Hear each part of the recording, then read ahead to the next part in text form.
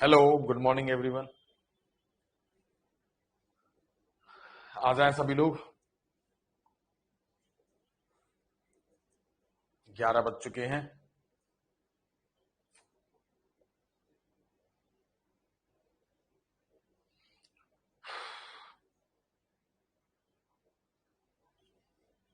और फटाफट बताएं, आवाज आवाज साफ आ रही है नहीं आ रही है please. Priyanka good morning sir, good morning.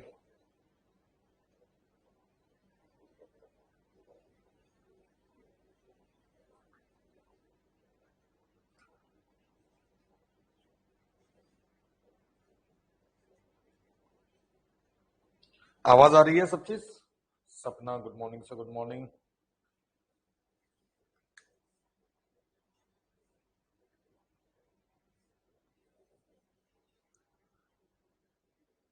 एक बार आवाज और वीडियो की मतलब बता दें कि सब चीज साफ नजर आ रहा है, आवाज साफ आ रही है।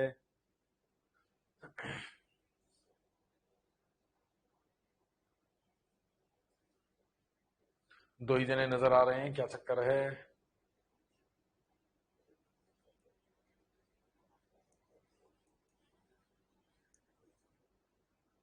सब ठीक है Sapna, all good. Madhav Pandit good morning sir, good morning. Regular रह करो भाई माधव, ऐसे काम नहीं चलेगा। लाइव समझना और बाद में रिकॉर्डेड वीडियो देखना, उसमें थोड़ा सा कहीं ना कहीं तो अंतर आ ही जाता है।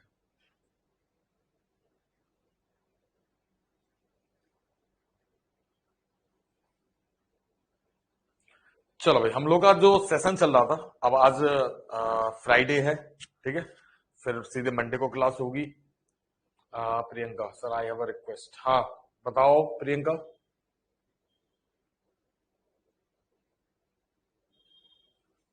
सनी नमस्कार, गुरुजी नमस्कार। माधव पंडित सर ऑडियो सुना था, बिजी था इसलिए। ओके ओके, कोई बात नहीं।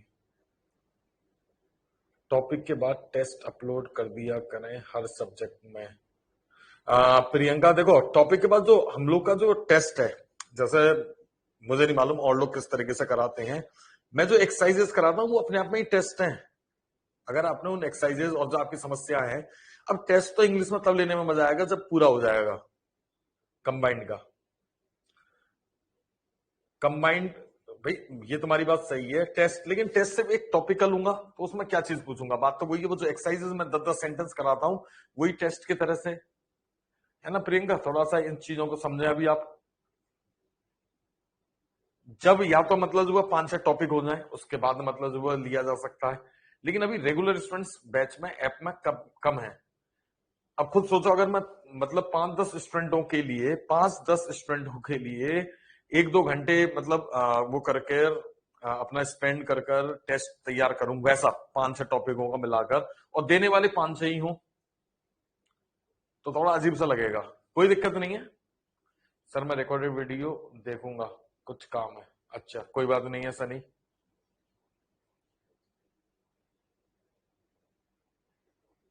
चलो प्रियंका, तुम्हारी ये वाली रिक्वेस्ट भी एक्सेप्ट करते हैं, कोई दिक्कत नहीं है।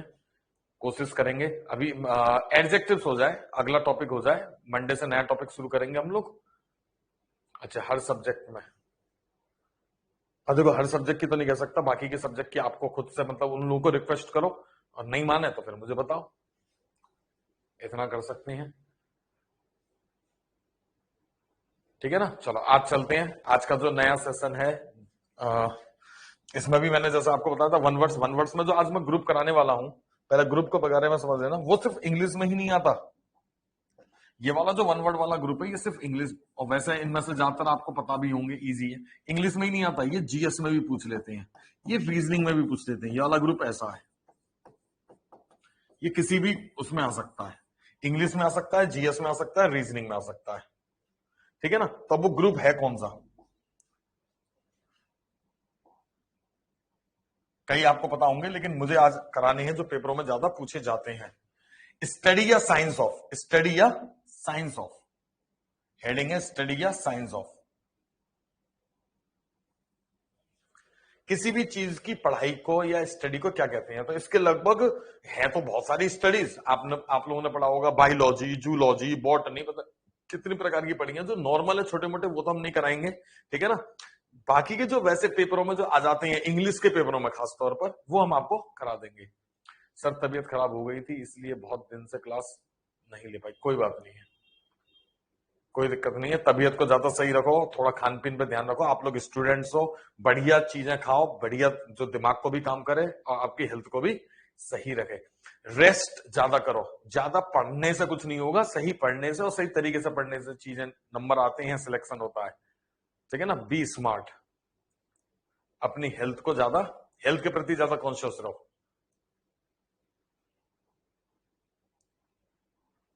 अब देखो शायद आप लोगों को सुन के थोड़ा ताजुब होगा, मैं लास्ट 20 इयर्स हो गए मैं बीमार नहीं पड़ा हूं, क्योंकि मैं अपने हेल्थ के बारे में पूरी जानकारी रखता हूं कि मुझे कौन सी चीज खानी है, कौन सी चीज नहीं खानी है, कब खानी है, कैसे। तुम तो प्रियंका 20 की तो तुम हो ही हो 20-23 की तो तुम हो ही हो, 20 साल तो मुझे हो गए बिना बीमार पड़े, मतलब बिना दवाई खाए। एक्चुअल में क्या, देखो मैं आप लोगों को एक रियल लाइफ वो भी बता देता हूं कि दवाइयों पर ज्यादा, जैसे आपका हल्का सा बुखार आया है तो तुरंत दवाई मत लो, हल्का सा सिर में दर्द हो तुरंत दवाई मत लो, हल्का सा पेट में दर्द हो तुरंत दवाई मत लो, हल्की सी सर्दी खांसी हो तुरंत दवाई मत लो, ठीक है ना। बहुत से लोग क्या करते हैं, दवाइयों को ले लेते हैं। जो हमारे शरीर के अंदर जो डॉक्टर सेल्स है, हमारे शरीर के अंदर सब चीज है, इंजीनियर्स भी हैं, डॉक्टर्स भी हैं, सब चीजें हैं। अगर आप उनको काम ही नहीं करने दोगे तो वो बैठ जाएंगे। अगर आप उनकी जगह पर दवाइयों का सहारा लोगे तो फिर वो इनएक्टिव हो जाते हैं। इनएक्टिव होने के बाद फिर आपको उन दवाइयों की जरूरत पड़ती रहेगी, और दवाइयां ऐसी बन रही हैं, नकली भी हैं, पता नहीं कैसी कैसी दवाइयां बना रहे हैं लोग बहुत, ठीक है। कहनी तो नहीं चाहिए, लेकिन आजकल सबसे बड़ा मार्केट ही दवाइयों का, सबसे ज्यादा झंझट ही दवाइयों के उसमें है। कौन सी दवाई फायदा है, कौन सी दवाई में नुकसान है, पता ही नहीं चलता। तो इसलिए कम से कम दवाइयों का सहारा लेने की कोशिश करो, पहले अपनी बॉडी को काम करने दो, 1 दिन 2 दिन। सर्दी खांसी मुझे भी होती, मैं बीमार नहीं पड़ने का मतलब ये नहीं है, सर्दी खांसी मुझे भी होती रही है, पेट में दर्द हो जाता है, सिर में दर्द, लेकिन मैं इन चीजों को अपनी एक्टिविटीज से ही सुधार कर लेता हूं, मैं दवाइयों के सहारे नहीं रहता। I mean to say that I have not visited any doctor since 2000, ऐसे मान लो। चलो भाई, चलो आज का जो टॉपिक है शुरू करें। ओके, ये तो मैं बीच बीच में दुनियादारी की बातें आप लोग को बता दूंगा कि आप लोग को क्या करना चाहिए, क्या नहीं करना चाहिए। चलो अब देखना, ये स्टडी ऑफ साइंस, इसमें आपने बहुत सारी स्टडीज वगैरह, साइंस वगैरह पढ़े भी होंगे, लेकिन हमारा काम है इनको कराना। लगभग 32 स्टडीज है जो मैं कराऊंगा आपको। फिर इसके बाद एक और ग्रुप है जो इसी से मिलता जुलता है। फिर उसके बाद एक ग्रुप है आपका इडियम्स फ्रेजेस का, ठीक है ना। फिर उसके बाद हम चलेंगे मंडे से नए टॉपिक पे, एडजेक्टिव्स पे। फिर 3-4 दिन में एडजेक्टिव्स खत्म करेंगे, फिर से मतलब जो है उस पर आ जाएंगे। फिर हम, जैसा प्रियंका ने कहा, वैसे ही टेस्ट वगैरह भी ऑर्गेनाइज करते हैं 4 टॉपिकों का, लेकिन तभी करूंगा जब सारे बच्चे बिल्कुल एकदम रेडी होंगे, देने के लिए तैयार होंगे, ठीक है ना। चलो भाई, हाँ अब देखना, स्टडी ऑफ साइंस यानी कि किसी चीज की पढ़ाई के लिए। अब देखो इसके लिए जो रूट वर्ड्स हैं, एक है लॉजी, दिखाई नहीं दे रहा होगा, एक है लॉजी, एक ऐसा याद रख लो लॉजी। एक शब्द होता है मैटिक्स, और एक शब्द होता है नोमी।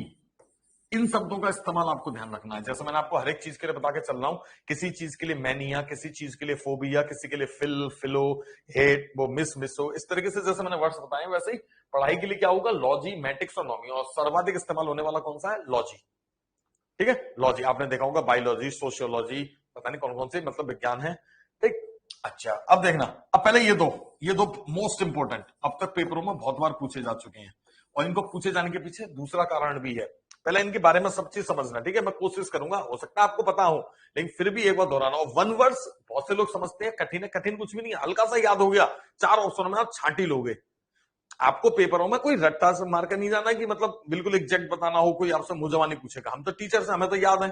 आप लोगों को तो बस ऐसा ध्यान रखना है कि 4 ऑप्शन में आप कर लो आराम से, है ना। इसीलिए वन वर्ड ज्यादा इजी होते हैं। आपको इडियम्स फ्रेजेस मेरे समझाने के बाद इजी लगेंगे, लेकिन वो 4 ऑप्शन में छांटना फिर भी कठिन हो जाता है, ठीक। अब देखो फॉसिल्स, फॉसिल्स का मतलब क्या है, पहले तो फॉसिल्स और बेरिड ऑब्जेक्ट्स में अंतर क्या है। फॉसिल्स का मतलब होता है हिंदी में जीवाश्म।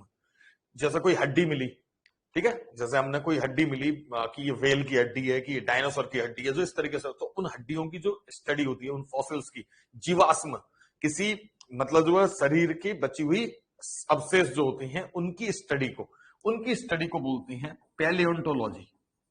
बस आपको मेन चीज क्या ध्यान रखनी है, स्पेलिंग।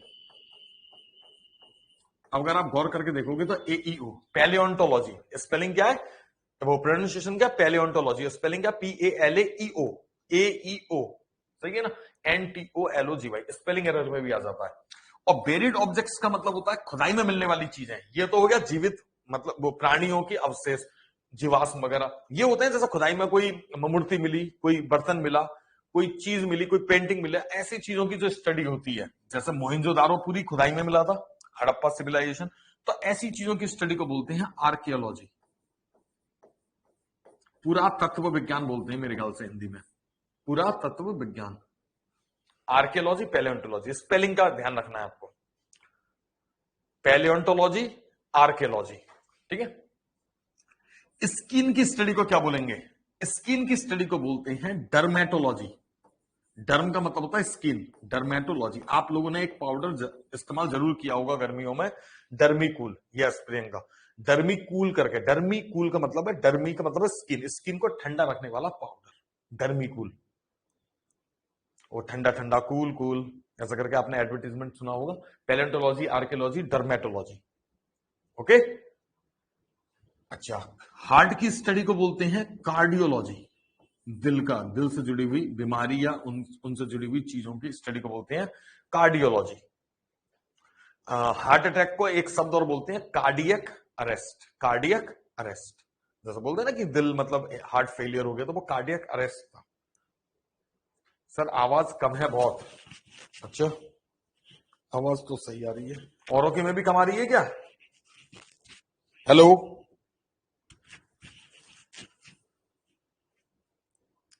आ रही है आवाज? रजनी अपने उसमें मोबाइल में चेक करो, हो सकता है वॉल्यूम तुमने ऑफ कर रखा हो या कम कर रखा हो। हमारी तरफ से तो फुल है यहां पे। अच्छा, आप देखो, जैसे एक सब्जेक्ट होता है जूलॉजी, जूलॉजी का मतलब है जीव विज्ञान। अब इसमें क्या पूरे सभी जीव जंतुओं के बारे में, अब भी नहीं आ रही रजनी?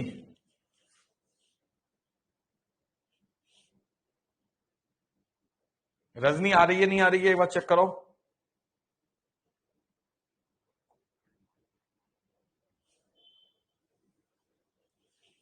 थोड़ा जल्दी जल्दी टाइप करे करो, या तो आवाज ही नहीं पहुंच रही। हेलो, सही है साउंड क्वालिटी, रजनी चेक कर लेना, ठीक है, अपने उसमें। हाँ, तो जूलॉजी में, अब जैसे ये तो हो गया समस्त जीव जंतु जितने भी हैं, चाहे मनुष्य हो, चाहे कुत्ता हो, चाहे बिल्ली हो, चाहे पानी में रहने वाले जीव हो, कैसे भी जीव जंतु हो, हाँ, उनकी स्टडी को मतलब बोलते हैं जूलॉजी। अब जूलॉजी को भी फिर अलग अलग पार्ट बना दिए हैं। जब आप आगे की पढ़ाई करोगे, जूलॉजी से आपने साइंस साइड ली, साइंस साइड में जूलॉजी ली, तो फिर आगे फिर आपको इनमें भी चूज करना पड़ेगा कि आप कौन से वाले जीव जंतुओं के बारे में पढ़ाई करना चाहते हो। जैसे खाली पक्षियों के बारे में चाहते हो या खाली कीड़ों के बारे में चाहते हो, तो इस तरीके से। तो पक्षियों की स्टडी को बोलते हैं ऑर्निथोलॉजी। अब इन्हीं में अगर आपने लॉजी हटा दिया, फोबिया लगा दिया, ऑर्निथोफोबिया, तो पक्षियों से डर, ठीक है। और इंसेक्ट्स की स्टडी को बोलते हैं entomology, entomology, ornithology, entomology, cardiology, dermatology, archaeology, palaeontology. शब्दों की स्टडी को, जैसे मैं आपको हर एक शब्द के बारे में बताता रहता हूं कि साइंस के लिए लॉजी का इस्तेमाल करते हैं, ऐसी जो पढ़ाई होती है उसको बोलते हैं एटिमोलॉजी। अगर मैं किसी शब्द के रूट वर्ड्स वगैरह बता रहा हूं तो वो सब क्या है, वो एटिमोलॉजी का हिस्सा है। Etymology, entomology, etymology. कॉइन्स का इंपॉर्टेंट है भैया, पेपर में बहुत बार आया है। सिक्कों के अध्ययन, सिक्कों का जो इकट्ठा करना और उनके अध्ययन को बोलते हैं नुमिस्मेटिक्स। ये पेपरों में कई बार पूछा जा चुका है, नुमिस्मेटिक्स। मैटिक्स ध्यान रखना, जैसे मैथमेटिक्स होता है वैसे नुमिस्मेटिक्स। खाली पेड़ों के अध्ययन को, एक तो होता है बॉटनी, बॉटनी में क्या सभी जितने भी मतलब जो आपके पेड़ पौधे हैं, सबकी छोटे मतलब पौधे हो, फूल हो, सब चीज की स्टडी। लेकिन खाली पेड़ों की स्टडी करोगे तो उसको बोलते हैं डेंड्रोलॉजी। कभी कभी उसमें आ जाता है, मैंने आपको बताया ना, जीएस में भी पूछ लेते हैं कि मतलब study of trees, study of trees. और दांतों की स्टडी को बोलते हैं ओडोंटोलॉजी, अब इसमें याद रखने वाली चीजें ज्यादा है, ओडोंटोलॉजी, डेंड्रोलॉजी, न्यूमिस्मेटिक्स, एटिमोलॉजी, पर एक दो बार अगर आपने ढंग से देख लिया तो याद हो जाएंगे। इसमें याद रखने वाली चीजें ज्यादा है, इनको मैं भी याद नहीं करा सकता हाथ किया, है ना, ये बहुत सारे हैं, और ये तो हम लिमिटेड वाले करवाते हैं जो पेपरों में ज्यादा पूछे जाते हैं। तो एक बार देख लो, नोट कर लो, पैलेंटोलॉजी, आर्कियोलॉजी, डर्मेटोलॉजी, ऐसे 30-32 हैं, अभी और भी हैं, 10 हुए हैं अभी तो। सर 11 बजे हुआ करेगी क्या क्लास? अमन देखो, थोड़ी सी मैंने आपको लोगों, शायद तुम उस दिन नहीं थे, मैंने ऐसा टाइम की बताई थी कि अभी तो हम 11 बजे पढ़ा रहे हैं, अभी ऑफलाइन में जैसे हमारे बैचेस, जैसे हम नॉर्मल पढ़ाते आए हैं, सारे बैचेस एकदम ठीक ठीक ठाक तरीके से स्टार्ट हो जाएंगे। फिर उसके बाद हम आपको फिक्स टाइम बता देंगे कि इस टाइम पे आपकी क्लास हुआ करेगी। अभी तो या तो 11 बजे या 12 बजे, वैसे 11 बजे ही अभी है, अभी कुछ दिन तो 11 बजे ही चलेगी, और मैं तो चाह रहा हूं 10 बजे हो जाए।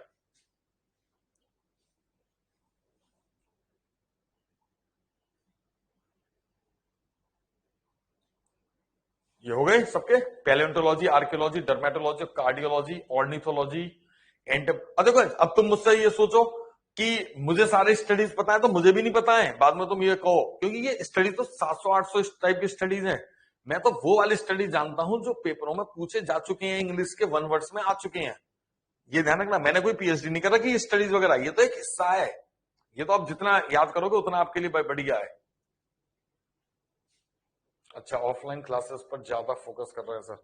वो अमन एक्चुअल में क्या है, ऑफलाइन से ही हमारा काम चलता है भाई, है ना।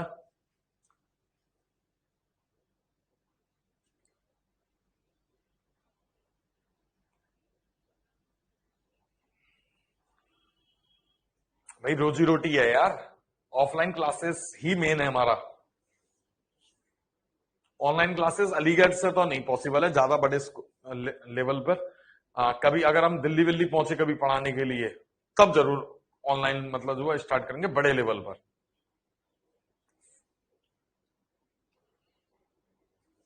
अलीगढ़ छोटा शहर है ना।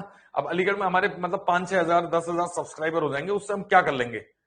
और आजकल तुम्हें मालूम है, ऑनलाइन वीडियो ज्यादा डालने पर भी कोई मतलब ऐसा फायदा नहीं मिल रहा, बेमतलब का सेटअप है, बहुत सारी चीजें, बट हमारे पर उतना ध्यान नहीं दिया जाएगा क्या? अरे देखो अमन जी, अच्छा अभी तक जो चीजें बताई हैं, एक भी चीज बता दो जो मैंने पूरी मन से नहीं समझाई हो तुम्हें, और तुम कभी ऑफलाइन आके देखना, ऑफलाइन में भी सेम यही चीजें इसी तरीके से समझाई जाती हैं। हम तो आपको ऑफलाइन वाली तरीके से ही ऑनलाइन में पढ़ा रहे हैं, बस ऑफलाइन ऑनलाइन में इतना फायदा ये लिखी हुई है, लेकिन लिखी हुई क्या है, हमें खुद टाइप करनी पड़ती है आधे घंटे पहले आके। ऑफलाइन में ये फायदा सीधे बोर्ड पर पहुंचे, सीधे सब कुछ क्लियर है बस। जब या तो हम ये हो कि कोई चीज छोड़ के चल रहे हो आपके लिए,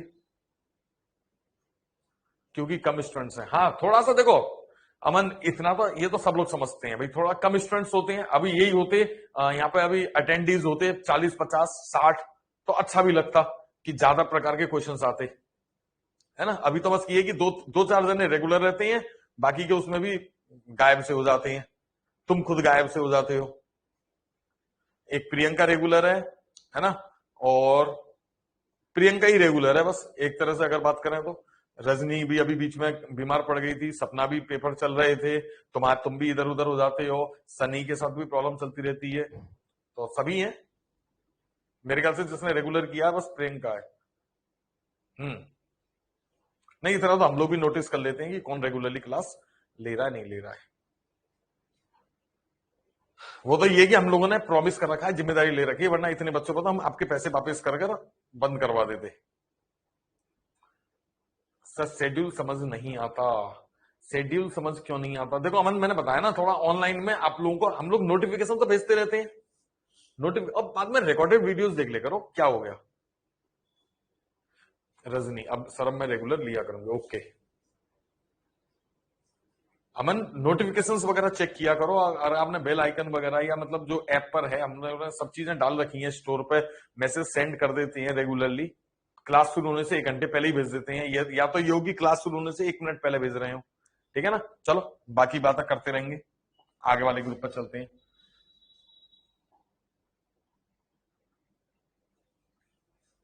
देखना भाई,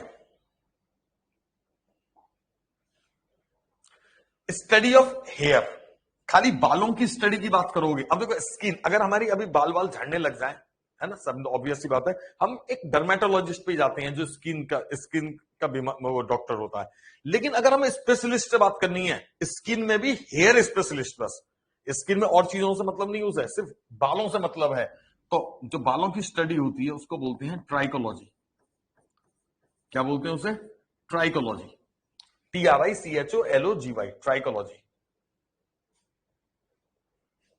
सर कितनी क्लासेस हो गई हैं टिल नाउ? भैया ऐसा तो मुझे भी नहीं मालूम, ऐसा गिनती तो मैं भी नहीं करता, लेकिन 3 टॉपिक हो चुके हैं और वो कैब भी हो चुकी है, काफी कुछ चल ही रही है। ठीक है, ऐसा काउंटिंग तो मैं भी नहीं करता।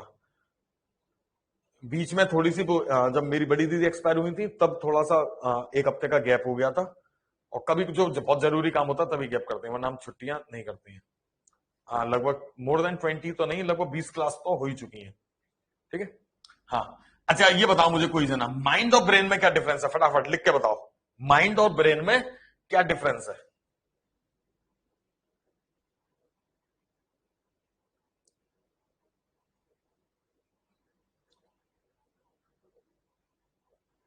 माइंड और ब्रेन,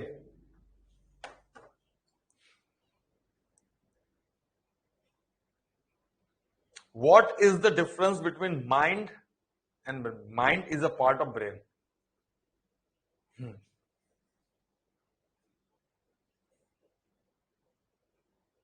और कुछ किसी प्रकार का डिफरेंस? ब्रेन अंदर वाला पार्ट और माइंड बाहर वाला, प्रियंका? नहीं, ऐसा नहीं है। देखो ऐसा समझना, ब्रेन का मतलब है मस्तिष्क, जो हर एक के पास होता है। ठीक है, माइंड हर एक के पास नहीं होता। माइंड का मतलब हिंदी में मन भी बोलते हैं, दिमाग भी बोलते हैं, कि आपके मन में क्या चल रहा है, आपके दिमाग में क्या चल रहा है। माइंड देखा नहीं जा सकता। ठीक है, ब्रेन एक बार को आपकी खोपड़ी मतलब जो हटाकर देखी जा सकती है। अरे इतना भैया, ये मेडुला वेडुला ऐसे हमें नहीं मालूम, जो साइंस के टीचर बताएंगे। हाँ इतना मैंने भी पढ़ा है, साइंस का स्टूडेंट हूं, सेरिब्रम, सेरिबेलम एंड मेडुला। हाँ ये पार्ट्स हैं। देखो ब्रेन, ब्रेन की स्टडी को बोलते हैं न्यूरोलॉजी। एक्चुअल में न्यूरोलॉजी स्टडी होती है नर्वस सिस्टम की। किसकी स्टडी होती है? नर्वस सिस्टम की। लेकिन नर्वस सिस्टम फंक्शन ही कहां से करता है? ब्रेन से। तो हमारे इंग्लिश के पेपरों में ब्रेन की स्टडी के लिए न्यूरोलॉजी ही आती रही है। स्टडी ऑफ ब्रेन लिखा जाए तो neurology, study of nervous system आ जाए तो न्यूरोलॉजी, और स्टडी ऑफ माइंड, आपके दिमाग में क्या चल रहा है ये बताएगी आपकी साइकोलॉजी। स्पेलिंग ध्यान रखना, साइकोलॉजी, PSYCHOLOGY, साइकोलॉजी। ब्रेन हर एक के पास होता है पर माइंड हर एक के पास नहीं होता।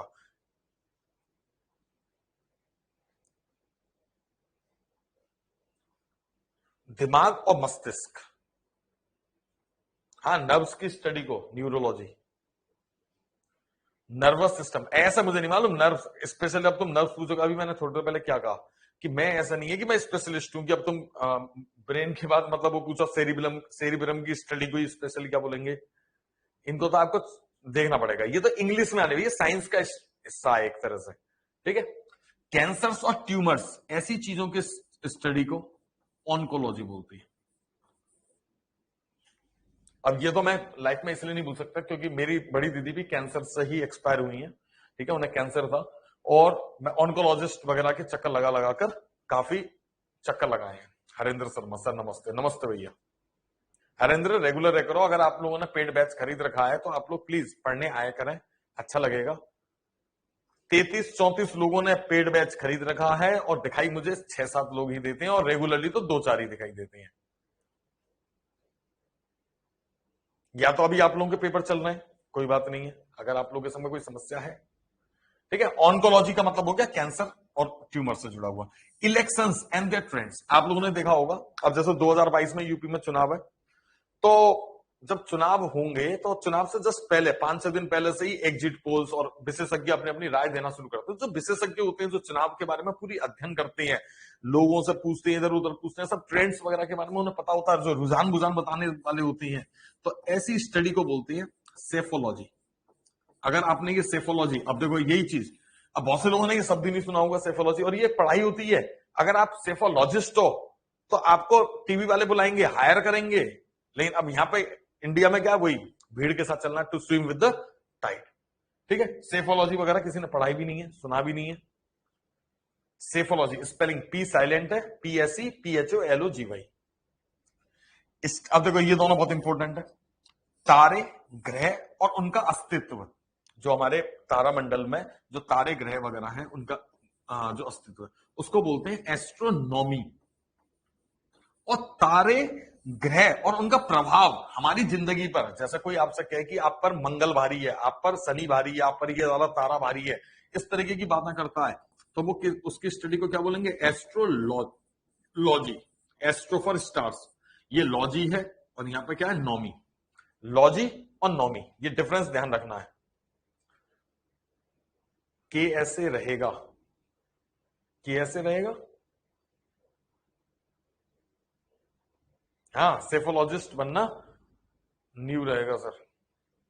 कैसा? अच्छा कैसा रहेगा? बिल्कुल अच्छा रहेगा। देखो एक मतलब मैं आप लोगों को एक चीज बता देता हूं, अगर आप जैसे बीटेक हो, अब जैसे प्रियंका शायद कल बताया था बीटेक है, ठीक है, बीटेक वाले कई ऐसे भी हैं जो रिक्शे भी चला रहे हैं, कई ऐसे हैं जो व्यापार कर रहे हैं, कोई ऐसे हैं जो पता नहीं कुछ भी नहीं कर रहे, बेरोजगार घूम रहे हैं, ठीक है, बहुत सारे हैं। क्यों मालूम है? क्योंकि उन्होंने सही जगह से और सही तरीके से नहीं की। कोई भी पढ़ाई, कुछ भी आप मन से करो और ढंग की जगह से करो, मन लगा के करो और ढंग की जगह से करो, आप सफल जरूर होगे, निश्चित तौर पर कह रहा हूं मैं। लेकिन आप बस वो लोगों के कहने पे आके एमबीए कर रहे हो पर आपका मन नहीं है ना, और एमबीए चलो कर रहे हो, मन भी है लेकिन ढंग की जगह से नहीं कर रहे हो तो भी बेकार है। मन नहीं है तो बेकार है, और ढंग की जगह से नहीं कर रहे हो तो भी बेकार है। कोई भी पढ़ाई करो मतलब बढ़िया तरीके से करो, बढ़िया जगह से करो। आपको बीटेक करना आईआईटी से करो, एएमयू से करो, हमारे से बनारस हिंदू यूनिवर्सिटी से करो, दिल्ली यूनिवर्सिटी से करो, ऐसी जगहों से करो, तब है उसकी वैल्यू। अब तुम किसी प्राइवेट कॉलेज से बीटेक कर रहे हो, अब उसकी वैल्यू कुछ नहीं है। ऐसे तो बहुत घूमते हैं, ठीक है ना। कोई भी पढ़ाई करो ढंग से करो और ढंग की जगह से करो, यही मेरा मतलब कहना होता है अगर आपको सफल होना है तो। सही कहा सर आपने, बिल्कुल। मैं तो सही कहता हूं, मैंने अनुभव, आप लोग जितने बड़े हो उतने साल का मुझे अनुभव है, और मैंने भी लाइफ में बहुत सारी चीजें सीखी है, ठीक है ना। अच्छा, सिंबॉलिक लैंग्वेज यूजिंग फिंगर्स, आप लोगों ने देखा होगा जो डेफ एंड द डम्स होते हैं, मतलब वो लोग कुछ भाषाओं का इस्तेमाल करते हैं, उंगलियों का इस्तेमाल करते हैं, ये फिंगरप्रिंट्स, ऐसी सब चीजों की जो स्टडी होती है उसको बोलते हैं डैक्टिलो डैक्टिलोलॉजी। ये अभी न्यू वर्ड है नॉर्मली, सही है ना। और डैक्टिलोलॉजी, डैक्टिलो और लॉजी,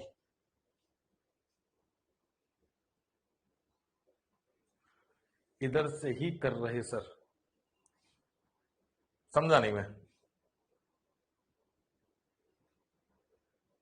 क्या कहना चाह रहे हो अमन।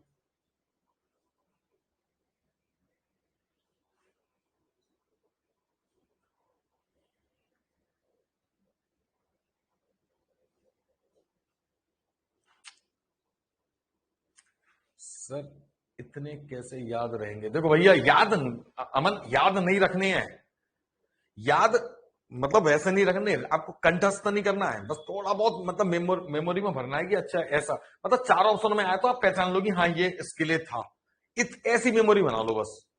मैं कब कह रहा हूं इतनी याद रखनी है, हमें तो ये रेगुलरली पढ़ाते पढ़ाते याद हो गए हैं, ठीक है ना। और ये तो मैं 30-32 करा रहा हूं, मैंने आपको बताया ना, ये तो स्टडी और साइंस में घुसोगे तो ये तो 600-700 बैठेंगे टोटल में, जो लिस्ट है पूरी 600-700 की है, फिर पता नहीं और ऐसी हर एक चीज की है। मैनियाज देखोगे तो मतलब आपको 150 और मिल जाएंगे, फोबियाज देखोगे तो 150 और मिल जाएंगे। हम तो आपको इंपोर्टेंट वाले करा रहे हैं, और पेपरों में बिल्कुल सटीक उन्हीं में से आ जाते हैं। एनिमल बिहेवियर, जो जानवरों का बिहेवियर होता है कि कौन सा पशु, कौन सा मतलब जानवर किस तरीके से रिएक्ट करता है, वो और उसके ये रिएक्शन का क्या मतलब होता है। जैसे कुत्ता रो रहा है तो हम लोग को मतलब कहा जाता है कुत्ता रो रहा है यानी कि यमराज को देख लिया है ना, समथिंग इस तरीके से जो व्यवहार की मतलब जो स्टडी होती है उसको बोलते हैं एथोलॉजी। और ये ह्यूमन रेसेस के बीच में, अब देखो आप लोगों ने देखा होगा नस्ल, अब हम एशियन है, सही है ना, यूरोपियन से हमारा डिफरेंट डिफरेंट मतलब टाइप के मतलब वेराइटी है, अफ्रीकन अफ्रीकन बिल्कुल अलग दिखते हैं, अमेरिकन बिल्कुल अलग दिखते हैं, कुछ ना कुछ क्वालिटीज में अंतर है, जगह का, माहौल का, इन्वायरमेंट का, तो ये डिफरेंस है। फिर जैसे अब एशिया में आ जाओ तो जैपनीज अलग हैं, इंडियंस अलग हैं, पहाड़ी, अब इंडिया में भी आ जाओ पहाड़ी क्षेत्र के लोग अलग टाइप के दिखते हैं, तिब्बत के अलग नजर आते हैं, या अरुणाचल प्रदेश के अलग नजर आते हैं, यूपी के अलग टाइप के नजर आते हैं, मध्य प्रदेश के थोड़े अलग डिफरेंट होते हैं, है ना, गुजराती अलग ही टाइप के मीठे मीठे से होती हैं। तो सबका अपना अपना अलग, जो ये ह्यूमन रेसेस, फिर उनमें भी मतलब फिर डिफरेंसेस, जैसे हमें अब यूपी में देख लो तो बनिए, पंडित, ठाकुर, सब में कुछ ना कुछ अंतर होता है कि बनिए पैसा कमाने के बारे में ज्यादा सोचते हैं, ठाकुर जो होते हैं वो लड़ने लड़ांग मतलब जो उसके लिए मतलब मरने मारने के लिए तैयार रहते हैं, है ना, बहुत सारी चीजें होती हैं। तो ऐसे जो डिफरेंसेस हैं इन सब के बारे में जो स्टडी होती है उसको बोलते हैं एथनोलॉजी। क्या बोलेंगे उसे? एथनोलॉजी। एथोलॉजी और एथनोलॉजी, डैक्टिलोलॉजी, एस्ट्रोलॉजी, एस्ट्रोनॉमी, सेफोलॉजी। अच्छा, Harendra Sharma sir, record video regular attend करता हूं। कोई बात नहीं है, आप अपने अपने टाइम के हिसाब से करते हैं लोग, है ना।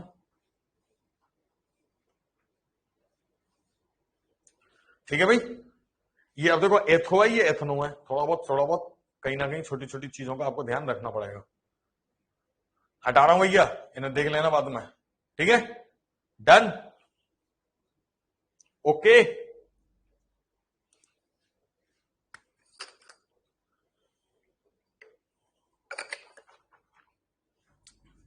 एथनिक फॉर ह्यूमन रेस, ऐसा याद रख लो, ह्यूमन रेस,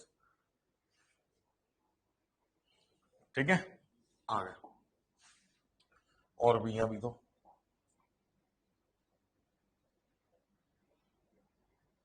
अब इसको फिर से मैं ऊपर कर दे रहा हूं, थोड़ा सा ऊपर कर दूंगा, जैसे मतलब वहां पर वो होगा, ठीक है। हाँ, अब आंखों की स्टडी। अब देखो आंखों की जो स्टडी होती है उसको बोलते हैं ऑप्थेल्मोलॉजी। अब मैं आपको थोड़ा सा हल्का सा जो चश्मा वश्मा पहनते हो उनके लिए बता दूं। अब देखो एक तो शब्द होता है ऑप्टिशियन, आपने सुना होगा, जैसे मैं चश्मा पहनता हूं तो मुझे मालूम है। एक शब्द होता है मेरे ख्याल से ऑप्टेमेट्रिस्ट, ऑप्टोमेट्रिस्ट भी होता है, ऑप्टेमेट्रिस्ट, और एक ये होते हैं ऑप्थेल्मोलॉजिस्ट। अब इनमें डिफरेंस क्या है? ऑप्टिशियन वो होता है जो चश्मा बनाता है, चश्मा बनाने का जो काम करता है, ये जो लेंस मतलब लेंस वगैरह फिट करने का काम जो करता है वो है ऑप्टिशियन। ऑप्टेमेट्रिस्ट वो होता है जैसे आप चश्मा बनवाने जाओगे तो जो आपकी आंखें टेस्ट करता है, आई साइट टेस्ट करता है, ये वैसे होते हैं डिप्लोमा वाले, ठीक है ना। और ऑप्थेल्मोलॉजिस्ट होता है जिसने एमबीबीएस किया होता है आंखों से, जो आंखों की सर्जरी कर सकता है, आंखों का इलाज कर सकता है। आप आंखों में कोई इलाज करवाने के लिए किसी ऑप्टिशियन है इससे नहीं मिलेंगे। ये तो आईसाइट मतलब जो चेक करने वाला व्यक्ति है, ये चश्मा बनाने वाला है, और ये कौन है? आंखों का डॉक्टर, ऑप्थेल्मोलॉजिस्ट, ठीक है। तो ऑप्थेल्मोलॉजी होती है आंखों की पढ़ाई। रीजनिंग, स्टडी ऑफ रीजनिंग क्या होता है, कोई बताए मुझे? रीजनिंग की स्टडी को क्या बोलेंगे? आप लोग रीजनिंग वगैरह पढ़ते हैं, भरत से भी पूछोगे तो शायद उसे नहीं पता होगा कि स्टडी ऑफ रीजनिंग क्या होता है। क्या होता है स्टडी ऑफ रीजनिंग, किसी को पता हो तो? और शब्द सुना हुआ है सबका, किसी को नहीं पता, किसी को भी नहीं पता, नहीं पता, नहीं पता। साइकोलॉजी नहीं होता भाई, रीजनिंग साइकोलॉजी में बहुत अंतर है भाई। साइकोलॉजी का मतलब होता है मन की, मन में क्या चल रहा है वो चीज।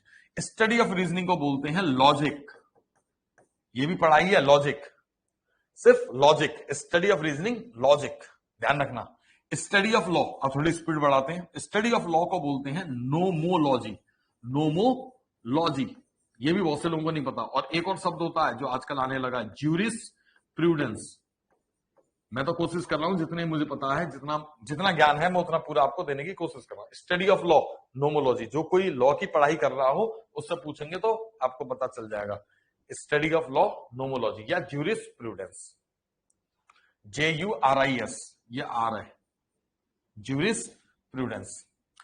स्टडी ऑफ क्लासिफिकेशन, क्लासिफिकेशन का मतलब है वर्गीकरण विज्ञान, मतलब इसमें आपको सिखाया जाएगा कि कैसे चीजों को डिवाइड किया जाता है अलग अलग। जैसे मान लो कोई बैच है, हम बैच में भी हम डिवाइड कर देते हैं, लड़कियां एक तरफ, लड़के एक तरफ, चश्मे वाले एक तरफ, बिना चश्मे वाले, गांव से आने वाले, शहर के ही, है ना, हाइट के हिसाब से, एज के हिसाब से, कैसे भी कैटेगराइज कर सकते हैं। तो ऐसी सब चीजें सिखाने की मतलब जो पढ़ाई होती है उसको बोलते हैं taxonomy, study of classification, taxonomy. लगातार 3-4 बार आ चुका है ये पेपरों में। Study of classification, study of diseases, pathology, अब आपने देखा होगा पैथोलॉजी लैब्स वगैरह होती हैं। पैथो का मतलब होता है बीमारी, पैथोलॉजी किसी भी चीज को समय और डेट के हिसाब से क्रम में लगाने वाली जो स्टडी होता है उसको बोलते हैं क्रोनोलॉजी। जैसे अभी आपको कभी इंटरव्यू के लिए बुलाया जाए, एसएसबी के लिए बुलाया जाए, किसी भी चीज के लिए बुलाया जाएगा, तो आप अपने जो डॉक्यूमेंट्स हैं उनको कैसे लेके जाओगे?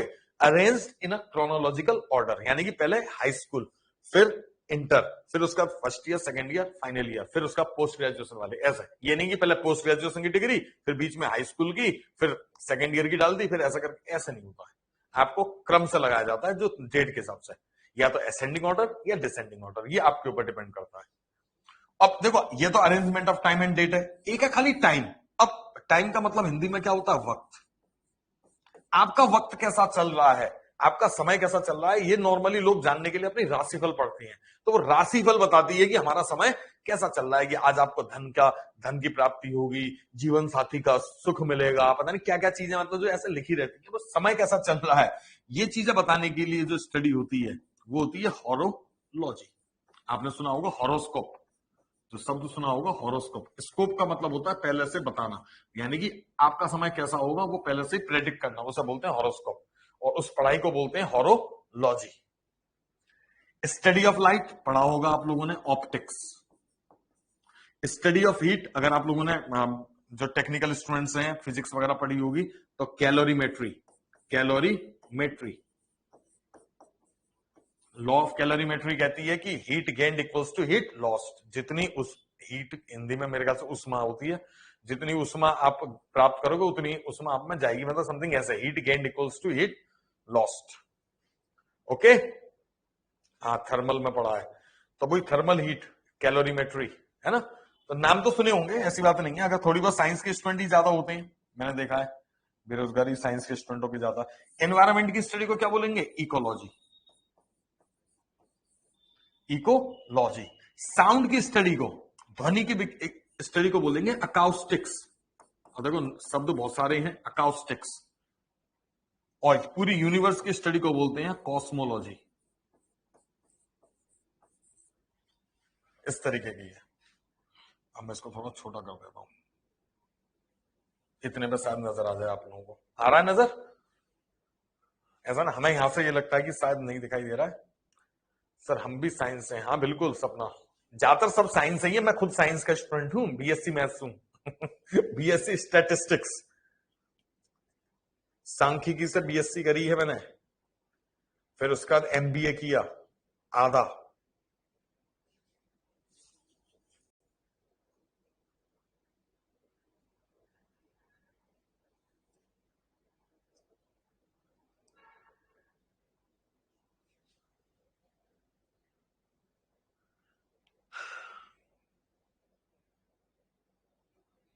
सपना बीएससी केमिस्ट्री।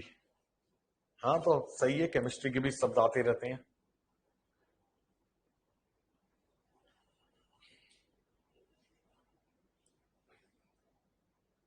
साइंस साइड के स्टूडेंट्स ज्यादा कहते हैं सरकारी नौकरी के पीछे ललायत नहीं होते हैं, लेकिन तैयारी करने वाले भी लोग ज्यादा ही साइंस साइड के मिलेंगे।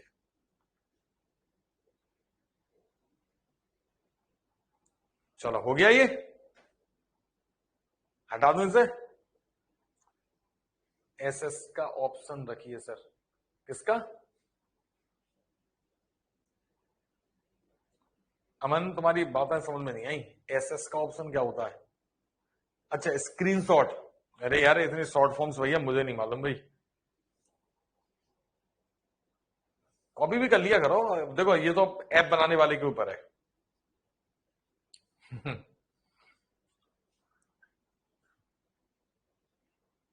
क्योंकि आप लोग जो है वो व्हाट्सएप की लैंग्वेज ज्यादा इस्तेमाल करते हो। व्हाट्सएप वगैरह हमारे तो जमाने में थे नहीं, हम लोग तो अब जैसे इस्तेमाल करते हैं पढ़े लिखे जैसे, पर अब आ गया है।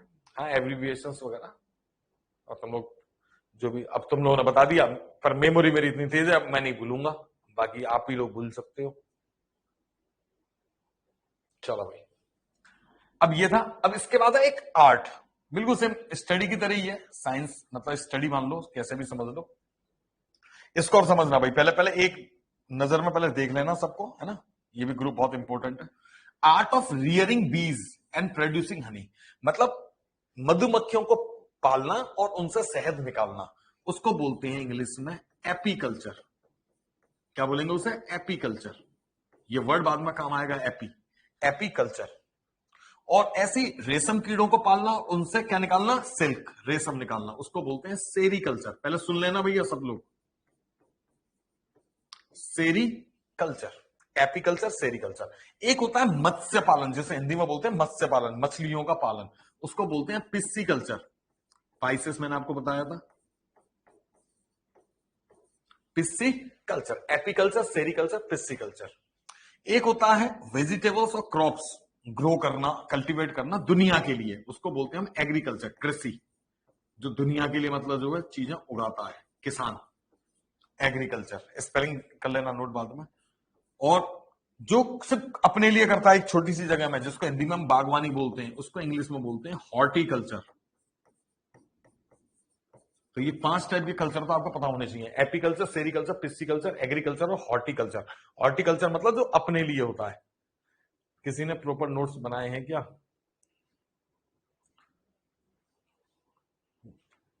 प्रॉपर नोट्स अपने आप बना लो। अपने नोट्स हमेशा अपने हिसाब से बनाओ, किसी के नोट्स को कॉपी या मतलब जो है शेयर मत किया करो। नोट्स हमेशा अपने हिसाब से। मेरे खुद के नोट्स कैसे हैं? मेरा पूरा एक टॉपिक एक पेज में। ऐसे भी स्टूडेंट्स हैं जिन्होंने पूरी मतलब उस एक पेज को देख लेते हैं, पूरा टॉपिक मतलब रिवाइज हो जाता है। रिवाइज करने वाले नोट्स अलग होते हैं, प्रॉपर डिटेल वाले नोट्स अलग होते हैं। पेपरों के लिए हमेशा एक पेज वाले, एक पेज में पूरे आर्टिकल्स के छोटे छोटे तरीके से रूल्स की, बस उसको देखो और याद आ जाए। प्रोनाउंस के रूल्स, क्या कहते हैं, एडजेक्टिव्स के रूल्स, सभी के रूल्स, ठीक है, अपने हिसाब से बनाए। मेकिंग फायरवर्क्स, आतिशबाजी बनाने की जो कला। देखो आग के लिए मैंने आपको एक शब्द बताया था, फायर, तो वहीं से बनता है पायरोटेक्निक्स। जैसे पॉलीटेक्निक होता है वैसे पायरोटेक्निक्स। और इसके लिए एक और वर्ड है क्रोमैटिक्स। आतिशबाजी बनाने की जो कला होती है, ये फुलझड़ी या अनार या कोई भी चीज ऑलरेडी होती से लिख गया। अच्छा, पायरोटेक्निक्स और क्रोमैटिक्स, सही है। एक होता है पॉट्स, यूटेंसिल्स, यानी कि बर्तन वगैरह, मिट्टी वगैरह के जो बर्तन वगैरह जो कुम्हार वगैरह करते हैं, ठीक है ना, उस कला को बोलते हैं, वो भी एक कला है, पॉटरी। हर कोई नहीं कर सकता उस चीज को, पॉटरी। और एक और शब्द है इसका सेरामिक्स, उसकी पढ़ाई को क्या बोलते हैं, मतलब आर्ट को क्या बोलते हैं? सेरामिक्स। एक होता है पढ़ाने की कला। पढ़ाने की कला लोग, कुछ लोग सीखते हैं, कुछ लोगों में इनबॉर्न होती है। जैसे मैं इनबॉर्न टीचर हूं, मैंने किसी से नहीं सीखा। आप अगर बीएड वगैरह करोगे तो एक सब्जेक्ट आएगा पेडागोजी। क्या आएगा? Pedagogy. Pedagogy means art of teaching. वो आपको सिखाएंगे कि किसी बच्चे को कैसे कोई चीज सिखाई जाती है। अब ये तो मुझे भी नहीं मालूम, पता नहीं क्या सिखाते होंगे उसमें। ये तो आदमी के अपने ऊपर है, आप जैसा बताओगे वैसे ही हर बच्चे को थोड़ा ना सिखाया जा सकता। बच्चे अलग अलग टाइप के होते हैं। मैप मेकिंग, नक्शा बनाने की जो कला होती है, कार्टोग्राफी। आप लोगों ने देखा होगा इतनी दुनिया भर के सब नक्शे वगैरह बना के रख देते हैं, वो किसी ना किसी ने तो बनाए होंगे, हर कोई तो नहीं बना सकता। अब अलीगढ़ के नहीं बना पाएंगे हम, लेकिन कार्टोग्राफर जो होते हैं वो जगह जगह के नक्शे बना लेते हैं। एक होता है ब्यूटीफुल राइटिंग। आप लोगों ने देखा होगा कुछ लोग बड़े स्टैंडर्ड सुंदर राइटिंग लिखते हैं, ठीक है ना, उनको बोलते हैं कैलीग्राफी। ऐसी राइटिंग हम लोगों की नहीं होती, वो लोग कैलीग्राफी। आप लोगों ने, यस, कैलीग्राफी। जो वॉल पेंटर्स होते हैं, आपने देखा होगा वॉल पेंटिंग। आप लोगों को सुनकर ताज्जुब होगा, जैसे अलीगढ़ में हम लोगों ने वॉल पेंटिंग वगैरह करवानी शुरू करी है, तो वॉल पेंटर्स जो हैं वो 2-4 बिल्कुल अनपढ़ हैं, बस उनको क्या है, डिजाइन ही देखते हैं वो, कि अच्छा ये लिखना है, तो वो उसी हिसाब से डिजाइन बनाकर पेंट करते हैं। पेंटर्स हैं वो एक तरह से, पढ़ना उन्हें नहीं आता पर वो लिख सवाते हैं वहां पर, और बहुत सुंदर तरीके से लिख के आते हैं। आर्ट ऑफ डांसिंग, ये आप सबने सुना होगा, कोरियोग्राफी।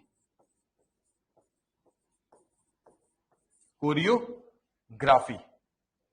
और फाइनल मतलब इसका शब्दों का इकट्ठा करना और कोई डिक्शनरी लिखना, इस कला को बोलते हैं लेक्सिकोग्राफी। तो ये 8 है, 10 वो सॉरी 12 जो आपको ध्यान रखने हैं। स्टडी और साइंस के अलावा आर्ट्स भी आपको पता होना चाहिए। Apiculture, sericulture, pisciculture, agriculture, horticulture, pyrotechnics या क्रोमेटिक्स, पॉटरी या ceramics, pedagogy, cartography, calligraphy, choreography और लेक्सिकोग्राफी।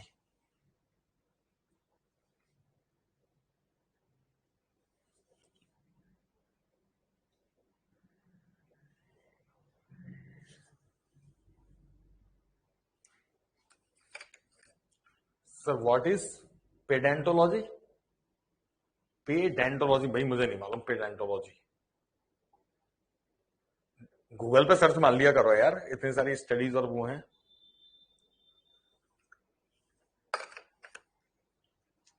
शब्द ही पहली बार सुन रहा हूं पेडेंटोलॉजी।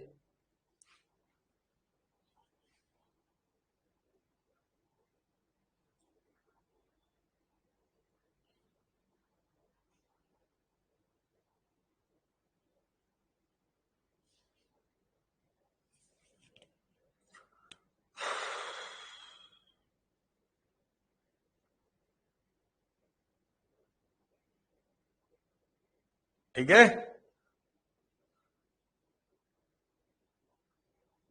लेक्सिकोग्राफी, कोरियोग्राफी, कैलीग्राफी,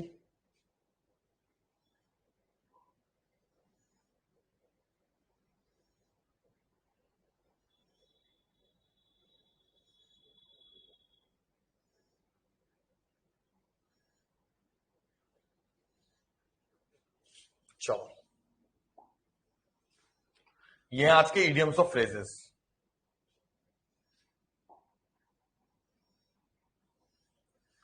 देखना, समझने की कोशिश करना, ठीक है। पहले लास्ट से शुरू करते हैं अब।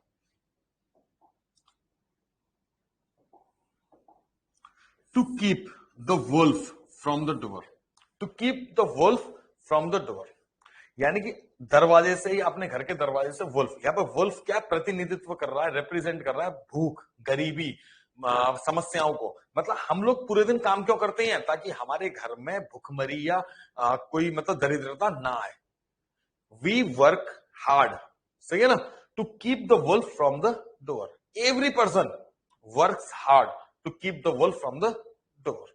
अपने घर से समस्याओं को, भुखमरी को, गरीबी को, प्यास को, दरिद्रता को, है ना, समस्याओं को दूर रखना। लिखते चलना, अपने घर से समस्याओं को, परेशानियों को, भुखमरी को, गरीबी को, दरिद्रता को दूर रखना। आप सब भी सरकारी नौकरी क्यों चाहते हो? Because you want to keep the wolf from the door. हम आपको पढ़ा क्यों नहीं है? बिकॉज वी मतलब आप लोगों से पढ़ाकर हम पैसा मिल रहा है, तो we are keeping the wolf from the door. Okay, फटाफट फटाफट फटाफट बताते करो।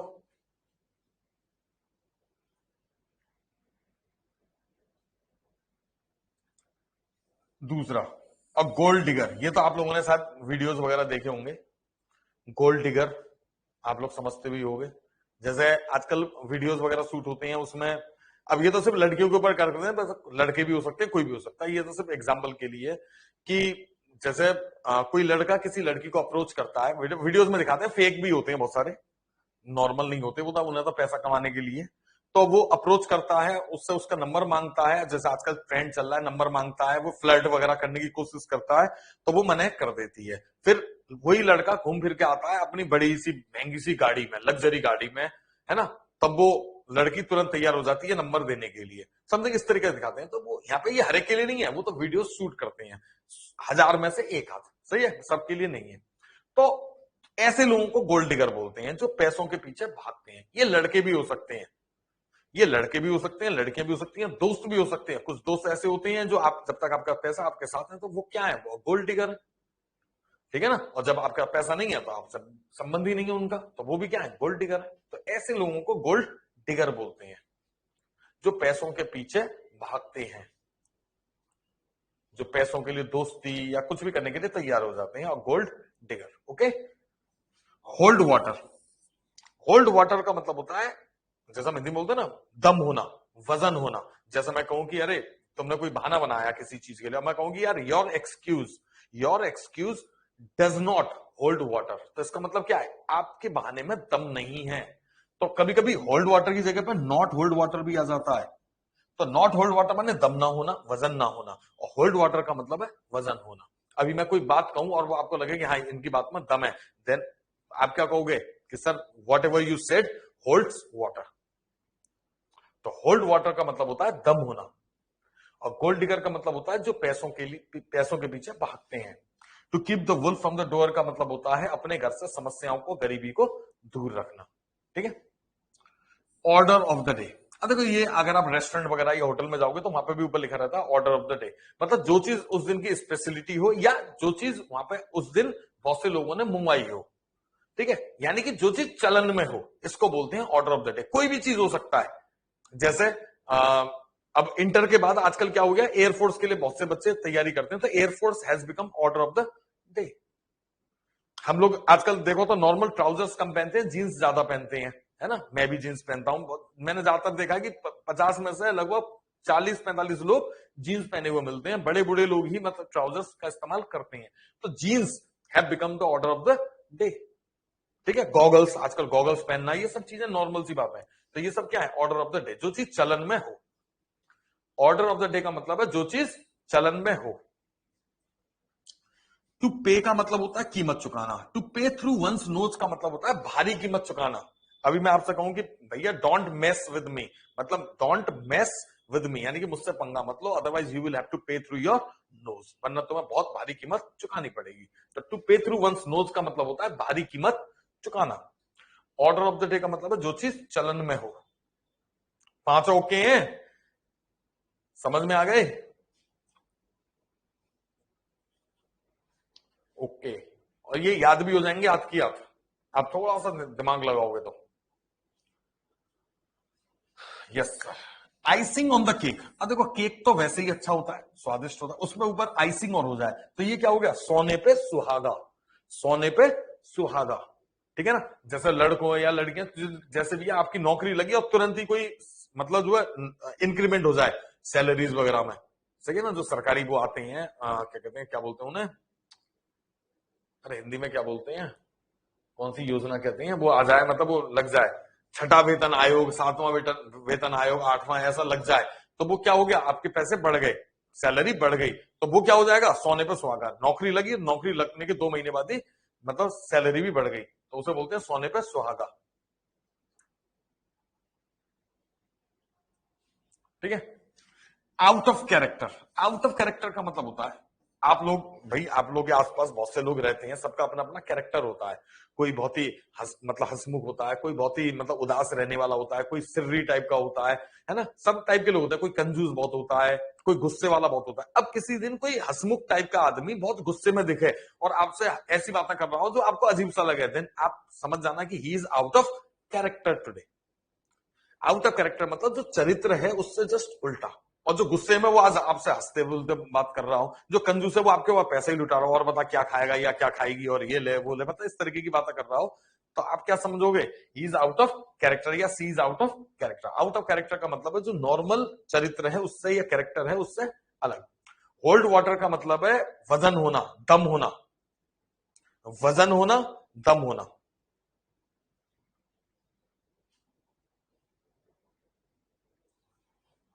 और लेफ्ट हैंडेड कॉम्प्लीमेंट, कॉम्प्लीमेंट का मतलब है प्रशंसा। और नॉर्मली जब हम किसी की पीठ थपथपाते हैं, तारीफ करते हैं, तो सीधे हाथ से थपथपाते हैं। अगर हम उल्टे हाथ से थपथपा रहे हैं तो ये कहा जाता है कि ये झूठी प्रशंसा है। तो अब कभी कोई आपकी तारीफ करे यानी कि पीठ थपथपाए तो आप उसका हाथ जरूर चेक करें कि वो सीधे हाथ से थपथपा रहा है या उल्टे हाथ से। और लेफ्ट हैंडेड कॉम्प्लीमेंट का मतलब होता है झूठी प्रशंसा, ठीक है। To hit the road, to hit the road का मतलब होता है यात्रा आरंभ करना, to start the journey. If you are hitting the road, it means that you are starting the journey.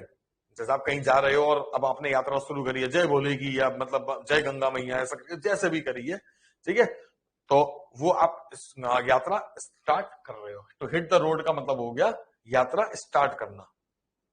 यहां तक ओके? एक बचा है, फटाफट इतने ओके बताओ। ओके है नहीं है? प्रियंका ओके, ओके, चलो अब ये final. To live in an ivory tower, किताबों में इसके अर्थ वैसे मिलेंगे आपको कि काल्पनिक दुनिया में रहना, ऐसा नहीं है। पहले देखो समझने की कोशिश करना।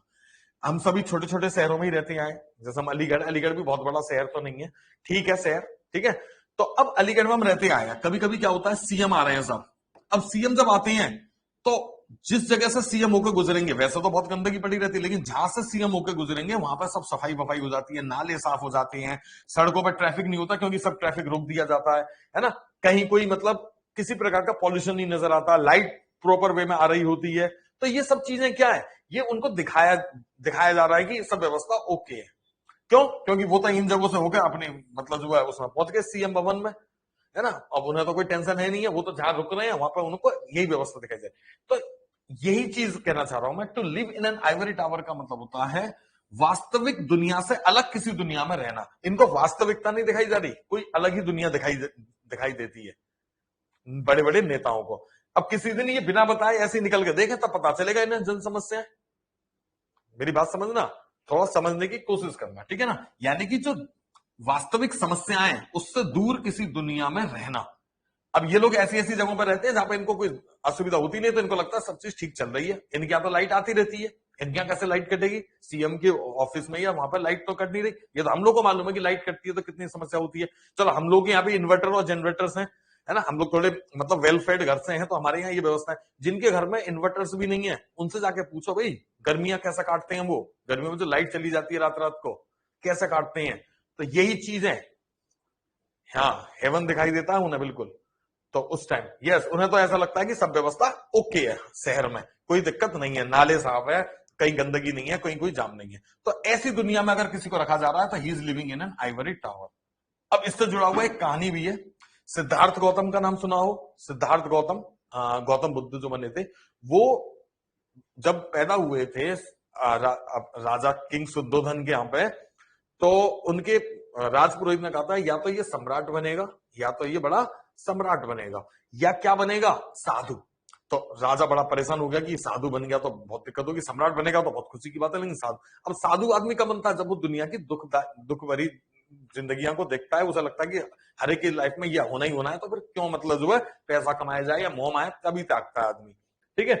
तो इसीलिए उसकी व्यवस्था कैसा करी गई थी, जैसा कहा जाता है महल में ही रखा गया था उसे, उसको पूरे दिन महल में ही, मतलब सारी व्यवस्था खेलने की, कूदने की, पढ़ाई की, ताकि वो घर से बाहर ना निकले महल से, और उसे कोई समस्या नजर ना आए, और ना वो कभी साधु बनने की सोचे। इसीलिए सिद्धार्थ, सही ना, Gautam Buddha was living in an ivory tower during his childhood. वास्तविक समस्याओं से दूर किसी दुनिया में रहना, यह है इसकी पॉइंट, ठीक है। किताबों में मिलेगा काल्पनिक दुनिया में रहना, किताबों में आपको मिलेगा to live in an imaginary world, लेकिन एग्जैक्ट मीनिंग ये नहीं है। कभी आप इसको सर्च मारना, वास्तविक मतलब समस्याओं से दूर कोई दुनिया में रहना जहां कोई समस्या ही ना हो, ऐसी दुनिया में रहना जहां कोई समस्या ना हो। अब ऐसी कोई दुनिया है नहीं है, इसलिए इसको काल्पनिक दुनिया कहा जाता है। Got it? आई बात समझ में?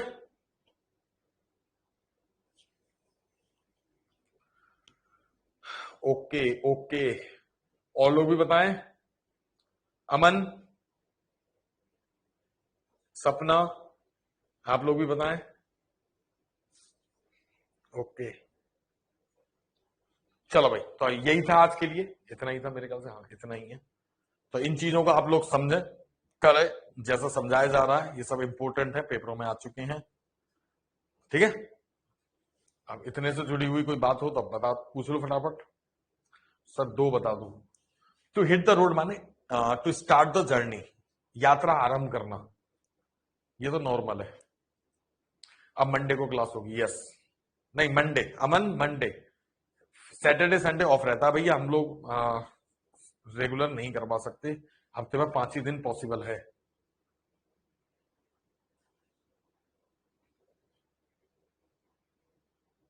ठीक है, ठीक है, सी यू ऑन मंडे। और मंडे को चलेगा आपका एडजेक्टिव्स, नया टॉपिक, नया टॉपिक स्टार्ट होगा, इसलिए कोशिश करना एक टॉपिक ढंग से, जिन्होंने अब तक बाकी के टॉपिक्स कर लिए हैं, बाकी मतलब जो है एक टॉपिक ढंग से एटलीस्ट पढ़ के देखो प्रॉपर वे में, तब आपको समझ में आएगा कि हम लोग आपके साथ में कुछ कर रहे हैं नहीं कर रहे हैं। सर नोट्स दे दो कोई अब तक। अरे भैया मैं नोट्स कहां से दूं? भैया सारे वीडियोस देख लो ना, अपने बना लो आराम से बैठ के, सारे वीडियोस मिल जाएंगे तुम्हें प्रॉपर वे में, अरेंज्ड वे में लिखे हुए हैं, उसमें नाउन्स 1 नाउन 2 ऐसा करके लिखे हुए हैं। ठीक है, आज के लिए इतना है, thank you, see you, take care.